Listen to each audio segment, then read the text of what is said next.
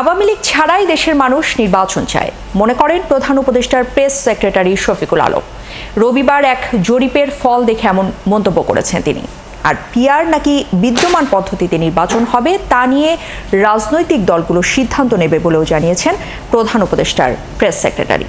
আর জরিপে দেখা গেছে 94% মানুষই ফেব্রুয়ারিতে নির্বাচন চায়। বিস্তারিত মোহন ইসলামের প্রতিবেদনে। নায়াসিনামাইড ও স্যালিসাইলিক সমৃদ্ধ লিলি ফেস ওয়াশ যা ফেসের ডেড স্কিন সেল দূর করে দেয় দ্বিগুণ ফাস্টার ব্রাইটেনিং। ত্রয়োদশ জাতীয় সংসদ নির্বাচন নিয়ে জরিপের ফলাফল ঘোষণা করে বেসরকারি সংস্থা ইনোভেশন। জরিপে উঠে এসেছে 71% মানুষ অন্তর্বর্তীকালীন সরকারের কাজে সন্তুষ্ট। 94% মানুষ ফেব্রুয়ারি নির্বাচনে ভোট দিতে চায়। আগামী নির্বাচন খুব পরিষ্কারভাবে বুঝাবে যে সভা সমাবেশ করে আসলে মানুষের ওপিনিয়ন সোয়ে করা যাবে না। আপনি এম্পাওয়ার করছেন দলকে, আপনি ব্যক্তিগতভাবে প্রত্যেকটা স্থানীয় আসনে ক্যান্ডিডেটকে কিন্তু এম্পাওয়ার করছেন না। ফেব্রুয়ারিতে নির্বাচনের সময় নিয়ে 86% মানুষ সম্মত এবং 70% মানুষ মনে করেন এই সরকার নিরপেক্ষ ভোট আয়োজন করবে। মানে মানুষ কিন্তু নিরপেক্ষ নির্বাচন চায়, আর হাসিনার সময় নিরপেক্ষ নির্বাচন চাওয়া মানে কি, মানে দে আর নট কোয়াইট স্যাটিসফাইড। আমরা আপার হাউস বলি, লোয়ার হাউস বলি, সেটা পরের ব্যাপার, কিন্তু এটা সম্পর্কে সচেতনতা তৈরি করতে হবে।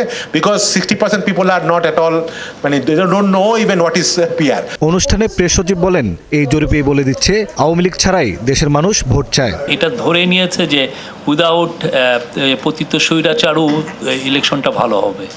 তা 95% ভোট দিতে চাচ্ছে।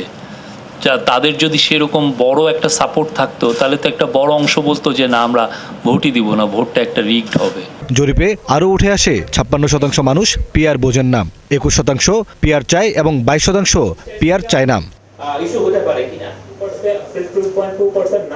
নির্বাচন পদ্ধতি নিয়েও সরকার হস্তক্ষেপ করবে না বলে জানান প্রেস সেক্রেটারি। এই পুরো বিষয়ে গভর্নমেন্ট কোনো নাই, এটা জনগণই ডিসাইড করবেন এবং পলিটিক্যাল পার্টিগুলোই তারা ডিসাইড করবেন কি হবে, আপার হাউস না কোন হাউস। এটা এর মধ্যে গভর্নমেন্টের মিনিমাম কোনো সংশ্লিষ্টতা নাই। আর এই বিষয়ে গভর্নমেন্ট কোনো মানে যত কম কথা বলা যায়। সারা দেশে নির্বাচনী হাওয়া শুরু হয়েছে বলে মনে করেন প্রেস সেক্রেটারি শফিকুল আলম।